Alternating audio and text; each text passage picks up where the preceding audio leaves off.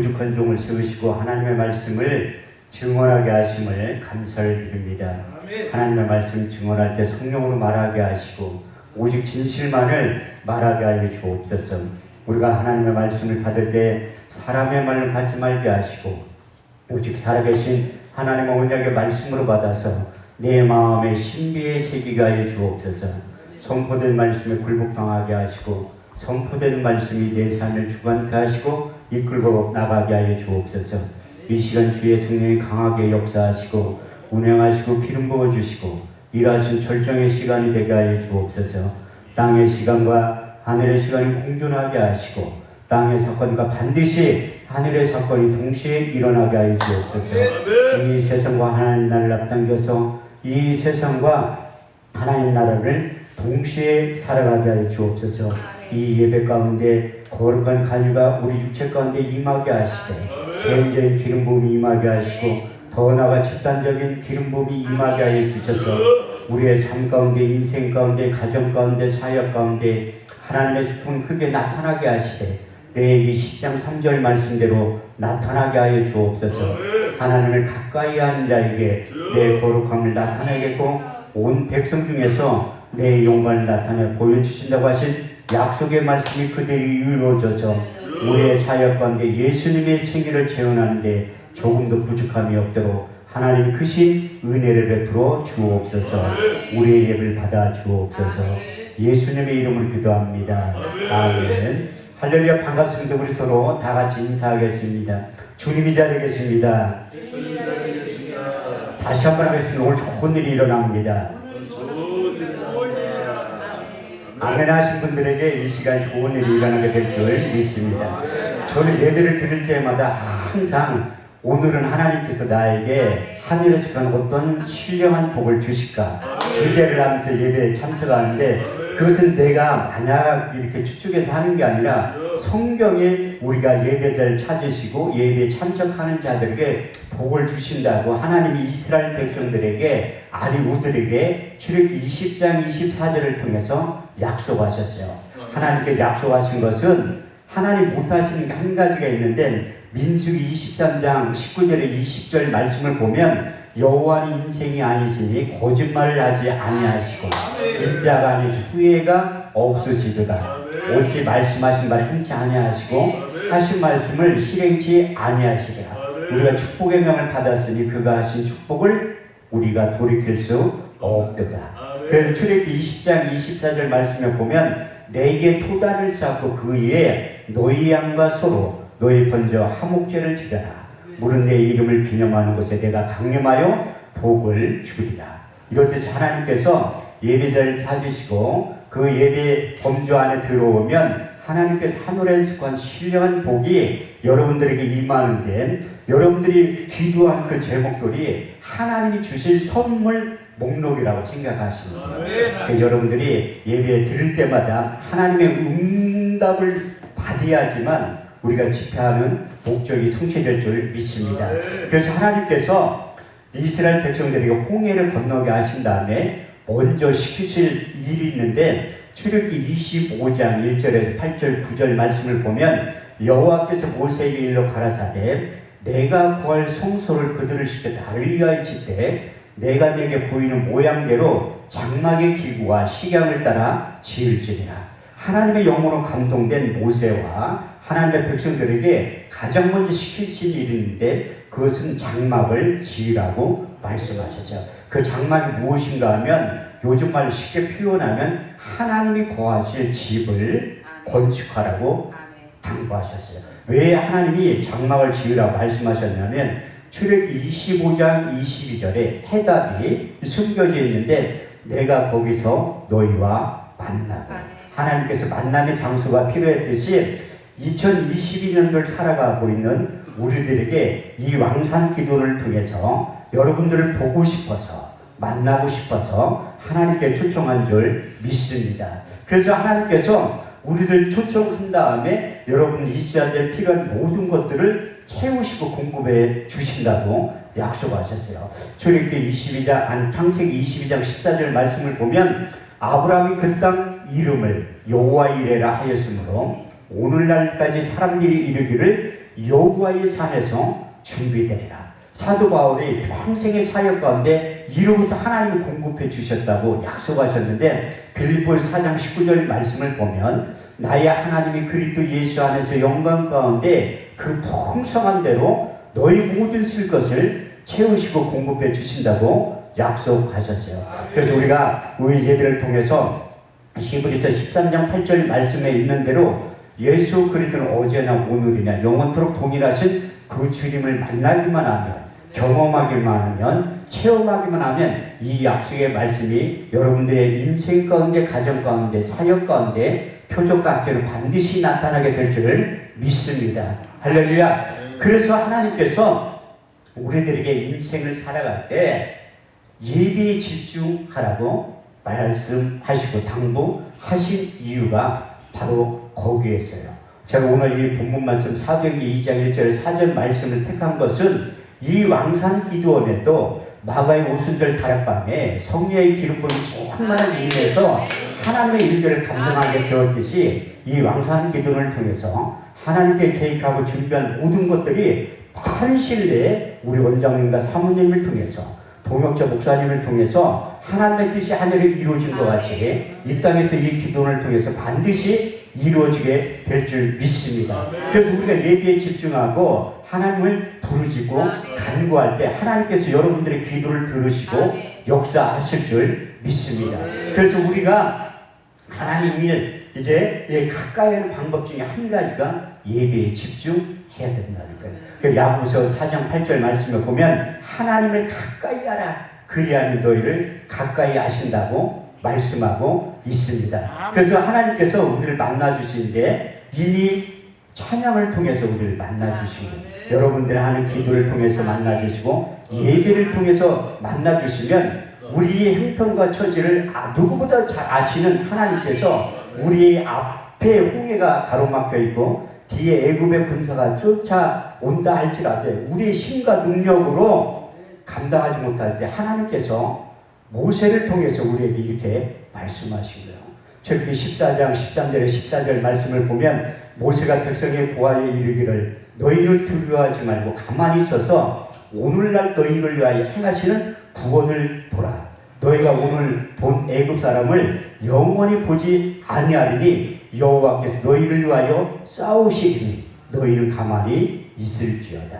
할렐루야. 이렇듯이 하나님께서 우리 인생 가운데 찾아오셔서 우리를 대신해 싸워주실 때 고린도서 4장 8절에 9절 말씀대로 바울이 그런 삶을 영위했다 간증했던 것처럼 우리가 사방 우겨싸움을 쌓이지 아니하고 답답한 일을 당하여 낙심하지 아니하고 핍박을 받아도 버림받아 되지 아니하고 꺾을틈을 당하여도 망하지 않게 될 것이고 더 나아가 고린도후서 6장 9절에 10절 말씀을 보면 무명한 자 같으나 유명한 자요 죽은 자 같으나 보라 우리가 살고 징계를 받은 자 같으나 우리가 죽임을 당하지 아니하고 근심하는 자 같으나 항상 기뻐하고 가난한 자 같으나 많은 사람들을 부유케 하고 아무것도 없는 자 같으나 모든 것을 소유한 자로 만들어 주실 줄 믿습니다.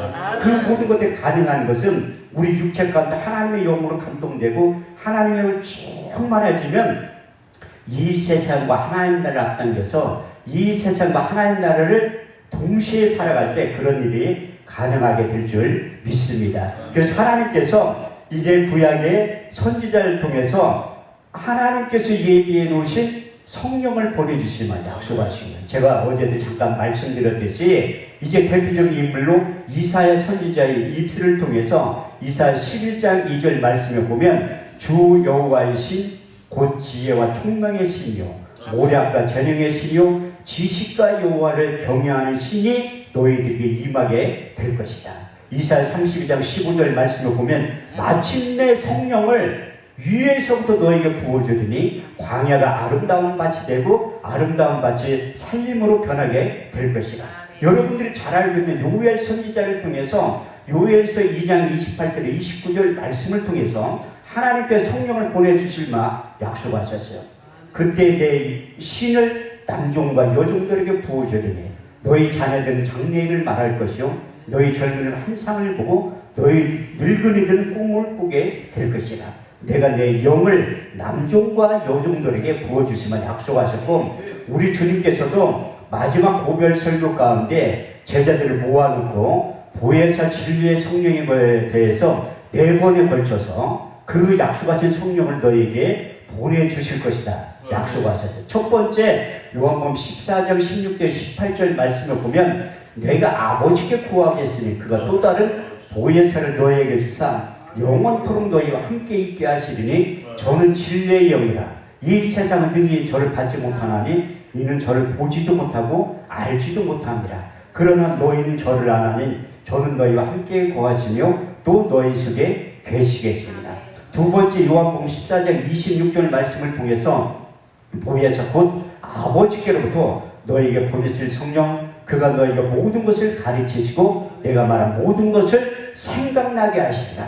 그분이 오셔야지만 예수님에 대해서 정확히 가르쳐 주시고 예수님이 하신 말씀을 생각나게 하신다고 말씀하십니다. 그래도 제자들 깨닫지 못하니까 세 번째 요한복음 15장 26절 말씀을 통해서 아버지께로부터 너희가 너에게 보내실 성령, 그가 너희가 모든 것을 가르치신다고 말씀하셨습니다. 그래도 알지 못하니까 네 번째 요한복음 16장 7절에서 9절 말씀을 통해서 내가 실상을 말하노니 내가 떠나가는 것이 너에게 유익이라. 가면 내가 보혜사를 너에게 보내리니 그가 와서 죄에 대하여 의에 대하여 심판에 대하여 이 세상을 책망하시리라. 죄에 대하면 너희가 나를 믿지 아니하며 심판에 대하여면 이 세상 임금이 심판을 받았느니라.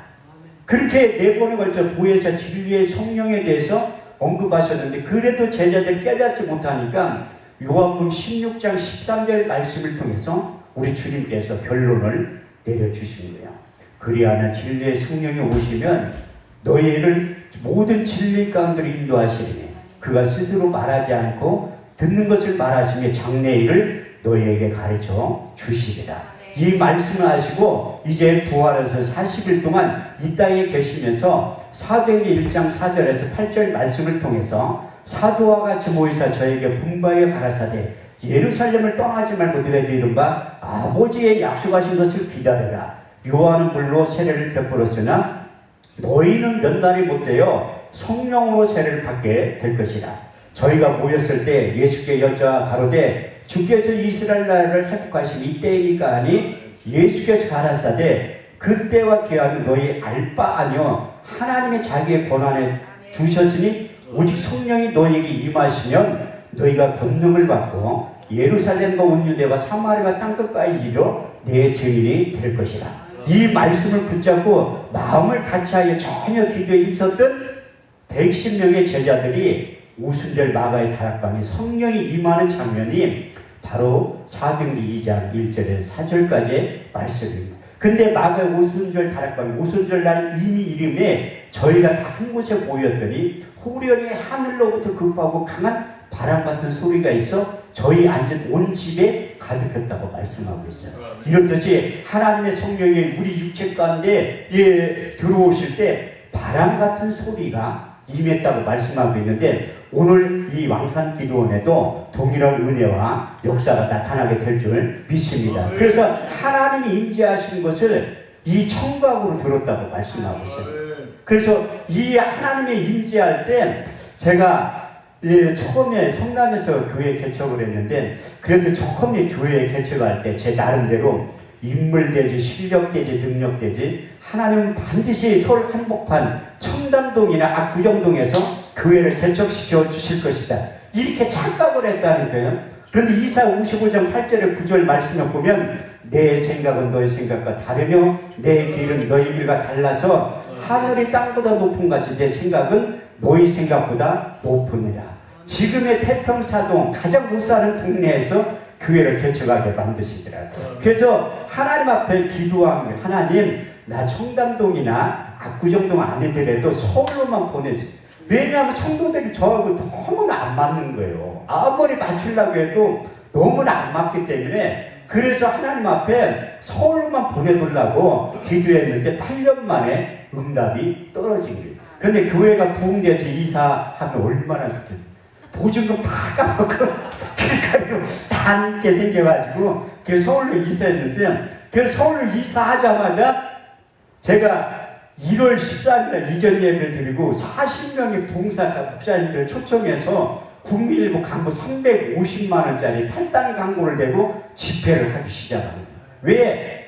나보다 뛰어난 선배 목사님들을 불러서 집회를 하고 싶은 거예요. 그래서 40일 동안 집회가 끝난 다음에 또 저희 아는 노정선 목사님 지금 소천하셨는 그분을 불러가지고 이제 한 주간 동안 집회를 하십니다. 그분이 그 월드비전 교회 수석 부목사로 있다가 정년 퇴임하시고 오사리 기도원에서 40일 금식하신 다음에 뉴질랜드로 가서 집회를 끝나고 우리 교회에 와서 처음으로 집회를 하십니다.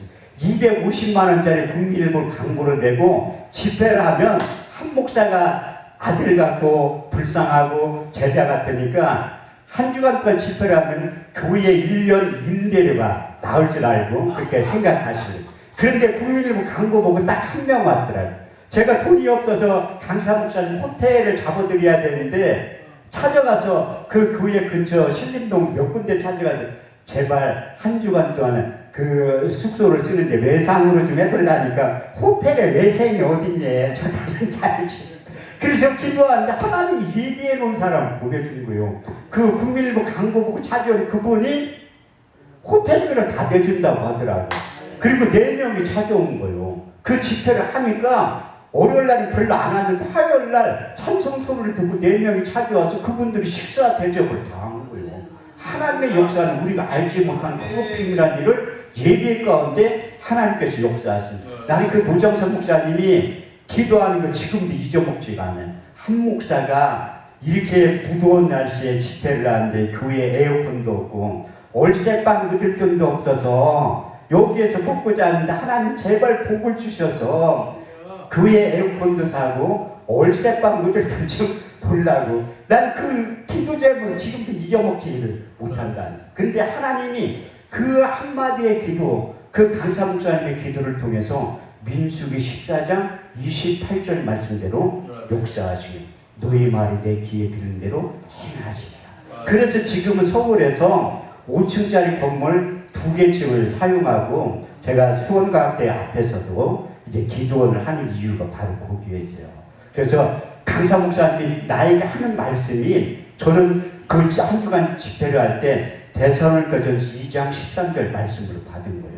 우리가 하나님의 말씀을 받을 때에 사람의 말 받지 아니하고 하나님의 말씀으로 받으니 진실로 그러하다. 이 말씀이 또한 믿는 자 속에서 역사하느니라. 그래서 하나님의 약속의 말씀은 이제 그 세우신 강사 목사님들을 통해 선포되어지는데 그것을 우리가 사람의 말로 받으면 아무런 의미가 없다는 거예요. 그 히브리서 11장 6절 말씀을 보더라도 믿음이 없이는 기쁘시게 못하나니 하나님께 나아가되 반드시 그가 계신 것과 또 자기를 찾는 이들에게 상 주심의 이심을 믿어야 할지니라. 그 집회가 끝나고 나서 매일 저녁 기도회를 하는 거예요.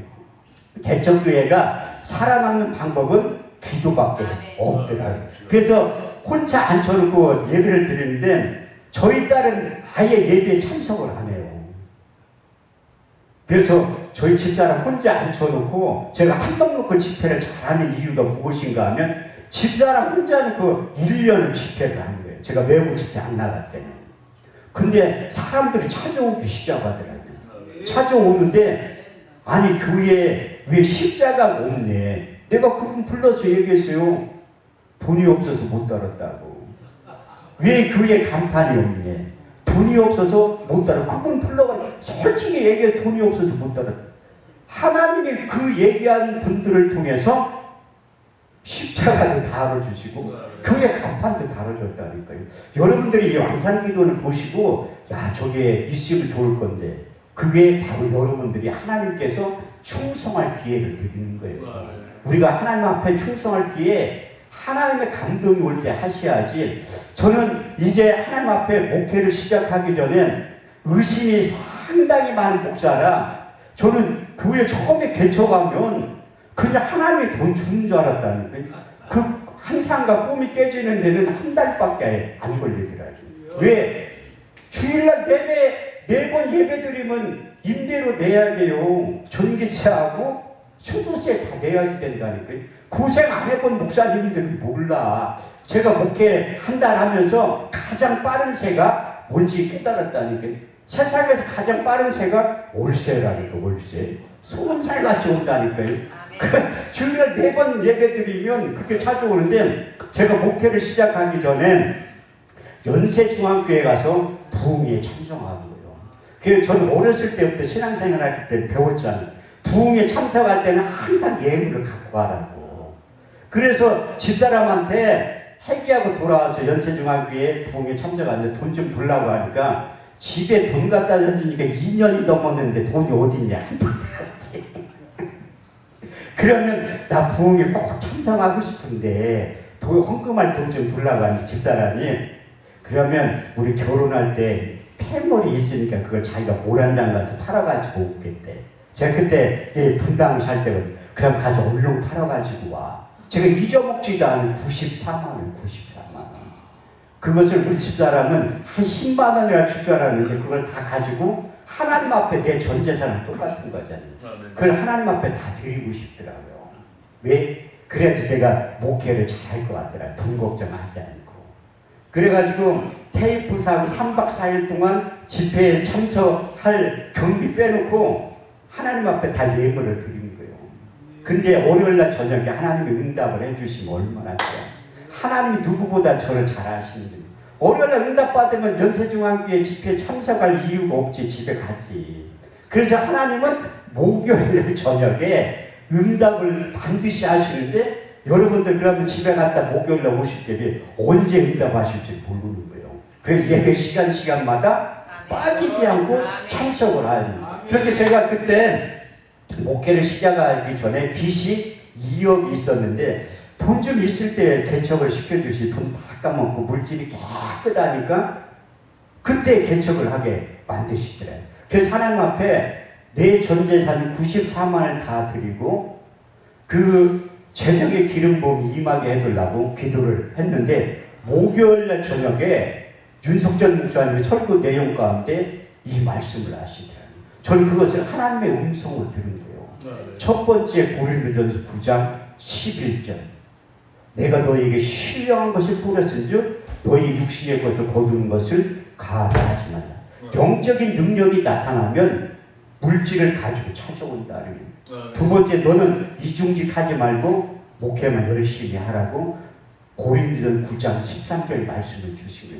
성전의 일을 하는 이들은 성전에서 나는 것을 먹으며 제단을 모시는 자들은 제단에서 나는 것을 먹으라. 근데 그 의미를 깨닫지 못했는데 마지막 세 번째 제 응답을 받고 돌아온 거예요. 마태복음 21장 1절에서 4절. 사람들이 예루살렘에 가까이 와서 감람산 벳박에 이르렀을 때에 예수께서 두 제자를 부르시며 이르시되 너희는 맞은편 마을로 가라. 곧 메인 나귀와 나귀 새끼가 함께 있는 것을 보리니 풀어내게로 끌고 오너라. 누가 무슨 말을 하거든 주가 쓰시겠다 하라. 그리함 즉시 보내리니 이는 선지자로 하신 말씀을 오늘과 같이 이루려 하시느니라. 할렐루야. 이렇듯이 그 세 가지의 약속의 말씀을 받은 이후에 한 번도 제가 돈이 없어서 목회를 못 해본 적이 없어요. 믿음이 없어서 못하는 거지. 믿음만 있으면 하나님이 다 공급해 주신다. 그래서 이제 이전 예배하고 매일 전에 예배를 드리는데 어떤 여자분이 찾아오신 거예요. 우리 교회에 그때 2천에 120만 원짜리 30평 그 2층에서 목회를 할 때인데, 여자분이 찾아오자마자 기도하고 딱 하는데 쓰러지기 시작해요. 그때는 의자가 하나도 없어가지고 어떤 분들은 와가지고 왜 의자가 없냐 교회에. 아니 돈 없으니까 못 사는 거예요. 그냥 바닥에서 얘기를 드린 거예요. 그분이 앉자마자 쓰러지더라고요. 계속 쓰러지는 거예요. 아니 왜 쓰러지? 난 그렇게 쓰러지는 것을 교통사고 날 때 차 탁 치면 뚝 떨어진다는 이렇게 되면 쓰러지잖아요. 그런 모습을 그렇게 보고 처음 본 거예요. 그렇게 쓰러지는 모습을. 내가 속으로 큰일 났다. 교회에 이전한 지 얼마 되지도 않았는데 여기서 사람 죽었다는 소식 들리면 난 교회 또 문 닫아야 될 거 아니에요. 난 그런 광경을 처음 봤으니까 저는 성경을 좀 이론적으로는 알고 있었지만 영적인 세계는 전혀 몰랐다니까요. 그래서 그런 현상이 무엇인지조차도 모르는 거예요. 그래가지고 집사람 시켜가지고 계속 이렇게 시키면 쓰러지니까 핸드폰 꺼내가지고 남편한테 전화를 한 거예요. 데려가라고. 그런데 남편도 믿음이 하나도 없는 분 같더라. 나하고 똑같은 사람. 이게 무슨 현상인지를 모르니까 승기를 나한테 혼내고 가더라고. 왜 내 아내를 이렇게 만들어놨냐고. 아, 난 손도 안 대고 건들지도 않았다고. 갑자기 오자마자 귀담아 쓰러진 거야. 그분이 일주일 있다고. 저의 특징이 뭐냐면 누가 오면 한 번도 안 물어봐요. 안 물어본다. 통신도들한테는 명함 볼라고 주지도 않고 우리 귀에 오는 분들도 어디 사냐, 이름이 뭐냐 안 물어본다. 우리 기도원에 온 지 5년 된 분이 있는데 그분 성함 아는 지가 4년 걸렸어요. 이름 안 돼요. 그 기도원 일주일에 3번씩 오는데 한 번도 안 물어보니까 이름 안 지가 4년 걸렸다니까요. 근데 내가 너무 궁금해서 물어본 거예요. 그분 찾아와가지고. 아니 그때 왜 쓰러졌냐고 물어보니까 십자가에 세월이 바람 나와 잘 쓰러졌다는 거야. 아, 내가 거짓말하지 말라 그런 게 어딨냐고.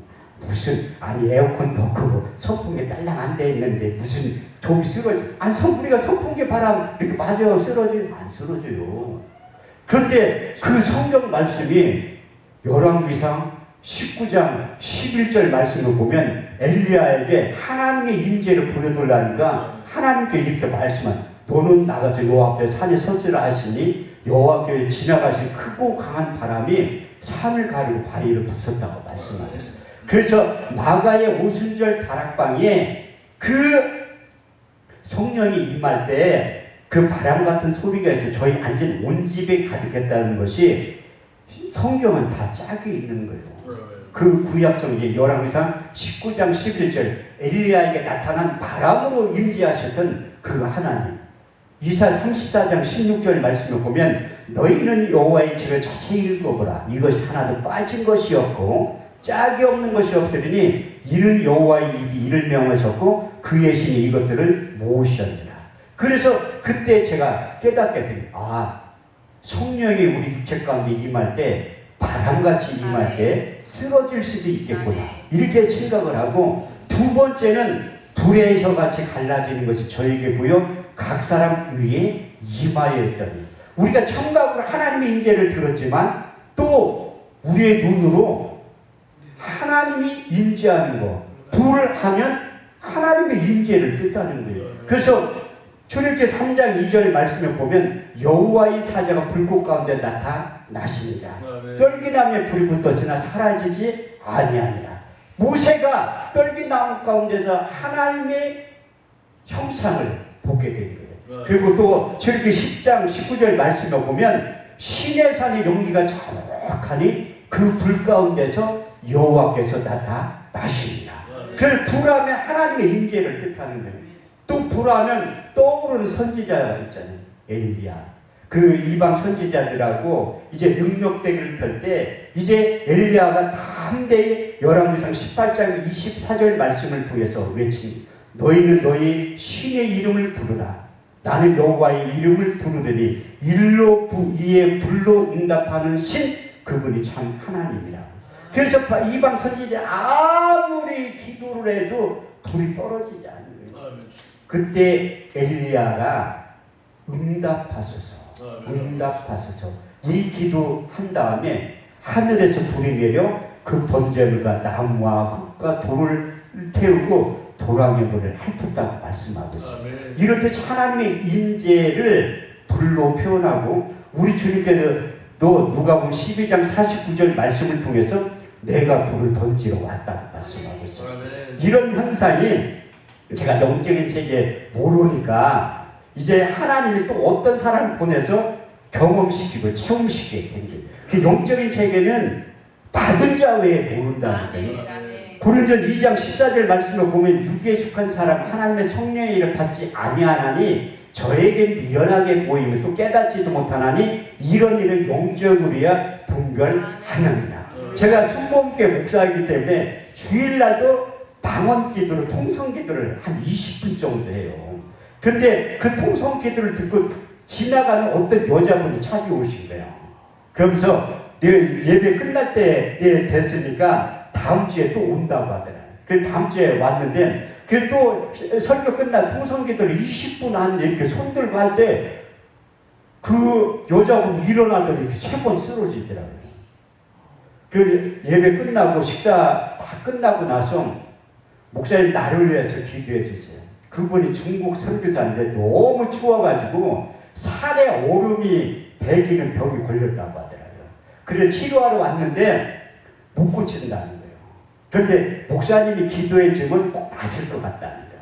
아니 무슨 같은 목사과에 뭐 기도를 했냐 본인이 알아서 하면 되지. 그런데 내가 궁금한 게 있는데 왜 쓰러졌냐 물어보니까 목사님 손에서 불이 나와가지고 쓰러졌다니. 아니 거짓말하지 말라고. 그런 게 어딨냐. 우리 교회 성도들도 다 무슨 한 목사님 우리 담임 목사님 능력도 하나도 없는 무슨 손에서 그분은 영원히 열린 사람이에요. 전 그런 걸 어디서 봤냐면 옛날에 동춘 서커스 할 때 마술사들이 이렇게 불 던지는 거 있잖아요. 그때 본 거지 무슨 내 손에서 불이 나가. 그렇게 하면서 그분에게 선교사를 안수할 때 막 쓰러지게 똘똘 굴러다니기 시작하죠. 나는 그 똘똘 굴러다니는 것도 동춘 서커스에서는 하지 처음 본 거예요. 그런 일을. 한참 있다 일어나더니 자기가 다 다섰다는 거야. 그래서 왜 하나님이 우리 육체 가운데 임재할 때 왜 쓰러지나 성경을 찾아보기 시작한 거예요. 저는 성경에 없는 얘기는 안 한다고 그랬잖아요. 요한계시록 1장 17절 말씀을 보면 반모섬에서 사도 요한이 우리 주님을 면전에서 목격한 거예요. 요한계시록 1장 17절 말씀을 보면 내가 그의 얼굴을 보니 땅에 꼬꾸라져서 죽은 자같이 되매 그가 오른손을 내 몸에 대시며 이르시되 너희는 두려워하지 말라. 나는 처음과 나중이라.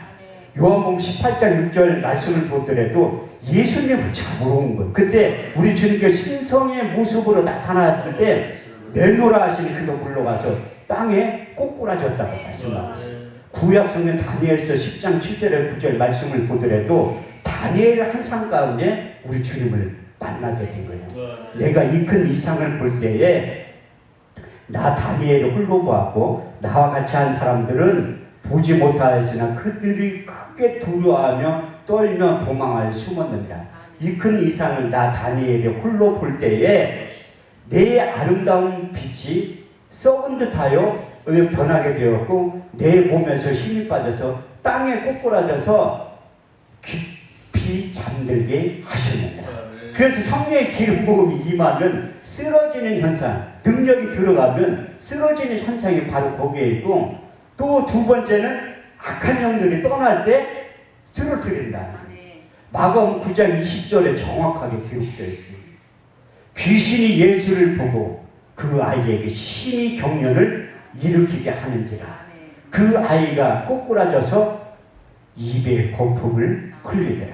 그래서 귀신이 떠나갈 때 기도하면 꼬꾸라지는 이유가 바로 거기 있고 거품 흘리잖아요. 그게 다 성경에 있는 얘기라는 거예요. 그래서 하나님이 임재할 때 불로 역사하시고 이제 바람으로 역사하시고 근데 세 번째 이건 아무것도 아닌데 사도행전 2장 4절 말씀이 진짜예요. 저희가 다 성령의 충만을 받고 성령이 말하게 하심을 따라 다른 언어로 말하기를 시작하니라. 그래서 인격적인 변화가 나타나야지 진짜라는 거예요. 그래서 이제 성령 받았다고 하는 사람들이 안고 설 자리를 모른다는 거예요. 하나님은 질서의 하나님이에요. 지혜와 계시의 영과 총명의 영인데 그래서 하나님의 영으로 충만한 자들은 안고 설 자리를 안다는 거예요. 그래서 이제 인격적인 변화가 일어나게 되는데 하나님의 영이 우리 육체 가운데 임하게 하면 변화하여 새 사람 된다는 거예요. 사무엘상 10장 6절 말씀을 보면 내게는 여호와의 크게 임하리니 너도 그들과 함께 예언을 하고 변하여 새 사람이 되리라. 그래서 언어의 변화, 예언을 말하게 된다는 거예요. 어떤 분들은 내가 마음에 없는 얘기 아니에요. 성경은 마태복음 12장 34절 말씀을 보면 마음에 가득한 것을 입으로 말한다고 정확하게 쓰여 있다는 거예요. 그래서 하나님의 성령이 우리 육체 가운데 오면 새로운 마음과 새로운 생각을 집어넣어 주십니다. 에스겔서 36장 26절에 27절 말씀에 보면 내가 너희 속에 새로운 마음과 새 영을 주고 너희 몸에서 굳은 마음을 자하여 버리고 부드러운 마음을 줄 것이며 내가 너희 속에 새 신을 주어 너희가 내 율례와 규례와 법들을 행하시는 능력이 이로부터 임하게 된다고 말씀하고 있어요. 그래서 제약된 우리들은 하나님의 생각과 다르다는 거예요. 그래서 사사기 21장 25절 말씀을 보면 그때에 이스라엘의 왕이 없으면 자기의 소견에 옳은 대로 행하였더라. 그래서 하나님의 영으로 감동되지 않으면 자기의 소견에 옳은 대로 행하게 되는 거예요. 그래서 영적인 하나님의 음성이 들리지 않는 이유가 무엇인가 하면 우리의 내면 가운데 완악한 마음, 단단한 마음이 있기 때문에 하나님의 음성이 들리지 않는다. 그래서 사도 바울이 사역을 하면 할수록 이제 두 가지의 법을 깨달았다고 간증하고 있습니다. 로마서 7장 21절에서 25절 말씀을 보면 내가 한 가지 법을 깨달았노니 선을 행하기 원하는 나에게 악이 항상 함께 있는 것을 보는 거다. 내 속사람은 하나님의 법을 즐거워하되 내 지체 속에 있는 또 다른 법이 내 마음의 법과 싸워 내 지체 속에 있는 죄의 법 아래로 사로잡아 오는 것을 보는도다. 오라 난 곤고한 사람이로다. 이 사망의 몸에서 누가 나를 건져내라. 내 속사람은 하나님의 법을 내 육신으로는 죄의 법을 섬긴다고 간증한 다음에 로마서 8장 5절에서 8절 말씀을 통해서 육신을 쫓는 자는 육신의 일을 영을 쫓는 자는 영의 일을 생각하나니 육신의 생각은 사망이요 영의 생각은 생명과 평안이니라. 육신의 생각은 하나님과 원수가 되나니 이는 하나님의 법이 굴복지 아니할 뿐 아니라 할 수도 없느니라. 육신에 있는 자들은 하나님을 기쁘시게 할 수 없느니라. 이렇게 고백한 다음에 이것을 극복할 수 있는 방법이 갈라디아서 5장 16절에 18절 말씀에 정확하게 해답을 기록했습니다. 성령을 쫓아 행하라. 그래야 육체의 욕심을 이루지 아니하노니 육체의 소욕은 성령의 소욕을 거스리고 성령의 소욕은 육체의 소욕을 거스르니 이 둘이 대적함으로 너희가 원하는 것을 하지 못하게 하느니라. 많은 분들이 저에게 왜 하나님의 말씀을 가까이 하냐고 물어볼 때 저는 시편 110편 11절 말씀에 보면 내가 주께 범죄치 않기 위해서 주의 말씀을 내 마음에 두었나이다. 저도 저 자신을 모르기 때문에 하나님의 말씀을 가까이 하는 이유가 바로 거기에 있어요. 그래서 사도 바울이 이제 그가 스스로 다메섹 도상에서 인격적으로 주님을 만난 다음에 하나님의 영으로 감동돼서 사역할 때 그가 내면의 모든 질서, 완악한 마음, 단단한 마음이 견고한 진이 무너지게 됐다고 고린도 10장 4절 말씀에 그렇게 기록하는 거예요. 그 다음에 고린도서 5장 17절 말씀을 통해서 그런 점 누구든지 그리스도 안에 있으면 새로운 피조물이라. 이전 것은 지나갔으니 보라 새 것이 되었도다. 우리 권사님도 여기 연세 드신 분들이 몇 분 계시는데 바울이 또 연세 드신 분들에게 이루의 말씀을 하십니다. 고린도서 4장 16절 말씀에 보면 우리가 결코 낙심하지 아니하노니 우리의 겉사람은 낡아지나 우리의 속사람은 날로 새로워지는도다. 할렐루야. 이렇듯이 권사님들 걱정하지 마시라니까요. 우리 속사람은 날로 새롭고 젊어지게 된다는 거예요.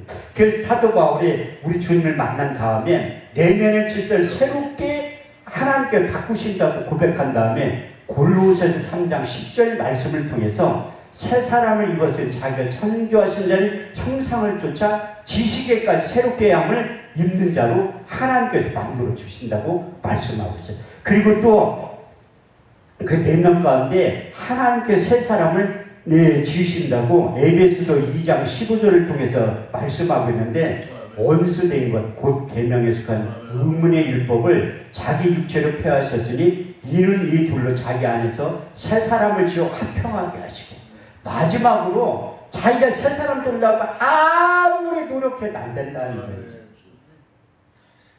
에베소 4장 21절에 24절 말씀을 통해서 새 사람을 입으라는 거예요. 진리가 예수 안에 있는 것 같이 그에게서 듣고 그에게 가르침을 받았을진데 너희는 유혹의 욕심을 따라 구속을 쫓는 옛사람을 벌어서 의와 진리와 거룩함으로 지으심을 입은 새 사람을 입으라는 거예요. 우리가 노력으로 될 것 같아 전혀 안 돼요. 그 바울 같은 사람도 새 사람을 입을 때 가능하다고 말씀하고 있어요. 그래서 하나님이 이스라엘 백성들에게 율법 613가지를 줬는데 하라는 거 하지 말라는 거 주신 거예요. 근데 우리 인간들은 하라는 것은 절대로 안 하려고 하고 하지 말라는 것은 길을 쓰고 하려고 한다니까요. 그래서 하나님께 우리에게 일치한 마음을 주시하지만 하나님의 생각이 내 생각이 되고 하나님의 뜻이 내 뜻이 되고 하나님의 일들이 멀게 느껴졌지만 내 일처럼 자연스럽게 느껴지게 되는 거예요. 그래서 저도 이 부흥사 사역의 길로 온 지가 16년째 사역을 하는데 제가 3년 전에 죽을 뻔한 적이 있어요. 뭐 사고 나서 죽은 게 아니라 종합검진을 받았는데 의사가 소견서를 써준다면 빨리 큰 병원으로 가보라고 하더라고요. 그래서 큰 병원 가서 CT 찍고 MRI 찍고 하는데 내일에 응급으로 수술을 해야 된다는 거예요. 심근경색 올 수 있어서 빨리 수술을 해야 된다고 하더라고요. 그래서 제가 못한다고 하니까 그래서 궁금해서 그 친구가 의사가 있는 전화를 한 거예요. 내가 요 병원에 입원해 내일 수술하자고 하는데 어떻게 했으면 좋겠냐. 그 담당 의사를 바꿔달라. 둘이 한참 얘기하더니 저한테 친구가 그러더니 너 빨리 수술해. 안 하면 진짜 죽을 수도 있어. 그래서 응급으로 수술을 하는 거예요. 그러니까 스텐트를 6개를 심은 거예요. 원래 3개 이상 안 심거든요. 그러니까 허벅지에 있는 이 혈관은 이렇게 빼가지고 여기 배 갈라서 이렇게 수술을 한다고. 그러면 수술이 굉장히 커지는 거예요. 근데 난 못한다고 하니까 이제 여기 손하고 여기 사타구니 옆에 해가지고 이렇게 6개를 심었는데 수술 끝나고 나서 그 중환자실에 묶었는데 손과 발을 그 기저귀를 채워놨. 이게 왜 채워놨냐니까 그냥 쌀에 이게 움직이면 다 터진다고 이렇게 묶어놓은 거예요. 3일 동안. 난 이게 아파서 이 통증이 있어서 그것보다 대변 참는 게 너무 힘들더라. 3일 동안 참는데. 그때 처지를 생각해 보는 거예요.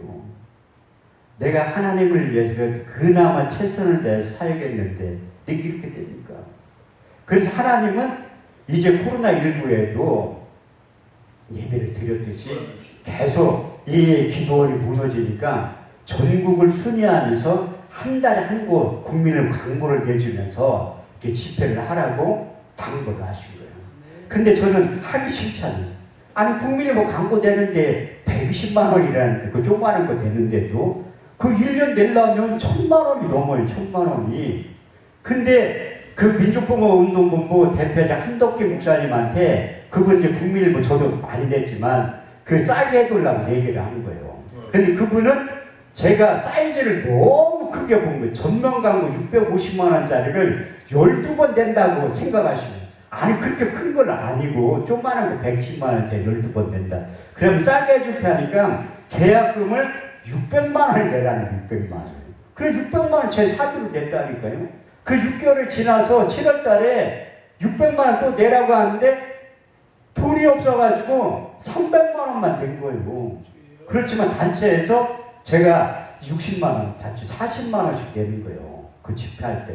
근데 돈도 없지. 몸도 아프지. 그래 안 하려고 하니까 하나님이 제가 말을 안 들으니까 한쪽 눈을 멀게 하시고요. 아침에 일어났는데 실명이 된 거야. 얼마나 놀랬겠어요. 한 달 동안 안 보인 거예요. 한 달 동안. 그래서 의사한테 찾아가서 얘기를 하니까 뭐 이렇게 레이저로 양쪽에 5번 했는데 더 이상 못 고친다. 현대의학. 제가 의사 선생님한테 그랬더니 선생님이 못 고치면 하나님이 고칠 거라고. 직업이 뭐냐. 목사라고 하니까 목사들이 말도 안 되는 얘기를 해요. 그렇듯이 목사들이나 말도 안 되는 방법으로 살아간다고. 그래서 제가 그 교수님한테 마태복음 19장 26절 말씀을 드린 거예요. 사람은 할 수 없을 때 하나님은 다 하실 수 있느니라. 딱 웃으시더라. 그래서 제가 보름 전에 안과에 또 간 거예요. 가서 보니까 다른 병원에 수술했냐고 물어보더라고요. 이게 하나님 일하는 방법이에요.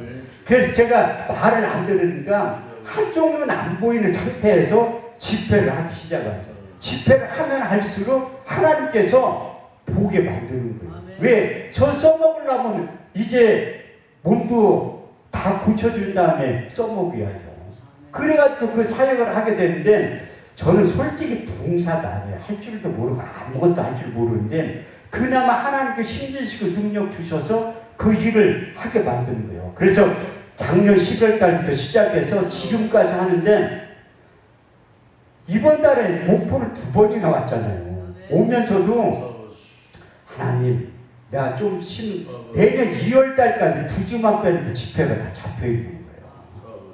좀 쉬면 안 될까요? 이렇게 얘기하는 하나님이 제 10년 깊은 곳에 들려 너 평생 쉴래? 평생 쉴래? 이런 음성을 들으니 아니 하나님 잘못 회개했다니까요. 저 신학교 다닐 때 찬송가 355장 많이 불렀잖아요. 부름받아 나서님은 어디든지 가오리라. 근데 요즘 신학생들은 개사에서 불러요. 부름받아 나서님은 경기도까지 가오리라. 시골은 안 간다니까. 근데 그 말씀이 자꾸 생각나서 하나님한테 회개했다니까요. 차라리 하나님이 사우스 아프리카 짐바브웨 안 보내는 얼마나 다행이에요. 2만 킬로 떨어져요. 여기는 내비 찍어봤자 500km도 안 된다니까요. 그래서 하나님 보내시면 어디든지 가려고 하는 거예요. 하나님이 건강 주셔서 맡겨진 사명 감당하려고 하는 거예요. 그래서 저는 하나님의 약속의 말씀이 이제 저에게 명령으로 떨어질 때 순종할 수 있는 믿음이 있어요. 사무엘하 15장 22절 유명한 말씀. 순종이 제사보다 낫고 듣는 것이 수양의 기름보다 나으니라. 여기 목사님들 많이 계시는데 우리가 믿음으로 쫓아 행하지 않는 게 죄라고 성구용은 경고하고 있어요. 사역자들은 로마서 14장 23절 말씀에 믿음으로 쫓아 행하지 않는 게 죄라는 걸 명심하시고 이제 맡겨진 일들에 대해서 순종해야 될 줄 믿습니다. 고린도서 4장 1절에서 2절 말씀을 보면 사람이 마땅히 우리를 그리스도의 일꾼이요 하나님의 비밀을 맡은 자로 여길지어다. 그리고 맡은 자의 구할 것은 충성이라고 말씀하고 있어요. 그래서 하나님께서 그 목사님들에게 제시한 모든 하나님의 일은 하나님의 방법으로 하나님께 역사하시기 때문에 반드시 순종하셔야 돼요. 시간이 많이 갔기 때문에 이 간증 한 가지만 하고 제가 마칠게요. 그 충현교회 김창현 목사님 아시잖아요. 그분 처음에 충무로에서 목회를 하다가 서울 그 압구정동으로 이사 오려고 하니까 이제 그 장로님들이나 성도들이 거기에 아무것도 개발되기 전이라 아무도 안 따라간다 반대를 하시. 근데 김창희 목사님은 하나님의 음성을 듣고 그 말씀에 아무도 안 따라가면 나 혼자라도 간다고 하신 거예요. 그래서 믿음 있는 사람 몇 명이 따라온 거예요. 그래서 원래 신앙생활 잘하는 것은 교회 주변에 살아야 돼요. 교회 주변에 살아야 잘 숨길 수 있다. 그래서 믿음 있는 사람들은 김창희 목사님이 따라온 거예요. 근데 수십 년이 지나서 우리나라 땅값 가장 비싼 곳이 압구정동이잖아요. 그때는 모래바다 아무것도 없을 때지만 그래서 주의 종에 따라가는 것. 여기 왕산기도는 원장님 말씀 여러분들이 이해되지 않고 납득되지 않고 순종한다 할지라도 순종 여러분들 삶이 변한다고 말씀하고 있습니다. 아모스 3장 7절 말씀을 보면 주 여호와께서는 자기의 비밀을 그중 선지자에게 밝히지 아니하고는 결코 행하심이 없느니라. 할렐루야. 이렇듯이 여러분들이 주변에 이렇게 좋은 기도원 있는 거 하나님 앞에 감사하셔야 돼요. 좋은 목사님 만나는 거 하나님 앞에 감사하셔야 돼요. 발세에는 미혹된 거짓된 선지자들이 너무나 많기 때문에 우리 목사님 원장님 검증된 목사님이시잖아요. 그래서 여러분들이 이 기도를 잘 섬겨주시고 물질로도 헌신하시고 시간으로도 헌신해 주셔야 돼요. 그리고 여러분들이 망산 기도는 홍보대사가 되셔서 나가서서 부지런히